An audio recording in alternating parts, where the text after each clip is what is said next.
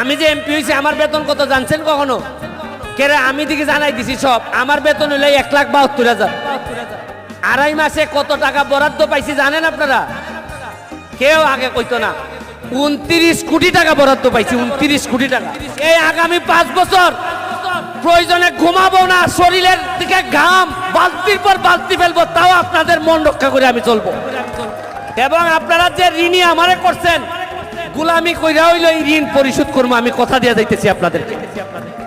এবং আরেকটা কথা বলি, আপনারা কি জীবনে শুনছিলেন যে এমপি হইলে বেতন কত? আপনাদের চা বাগানে বেতন কত দেন বলেন? শ্রমিকদের বেতন কত দেন? 170 টাকা আপনারা ডেইলি পান। আর মাসে কত? 170 টাকা করে হইলে ধরেন 6,000 নাকি? 6,000-এর মতো আপনার বেতন। আপনারা সারাদিন কামলা দিতেছেন, 6,000 বেতন।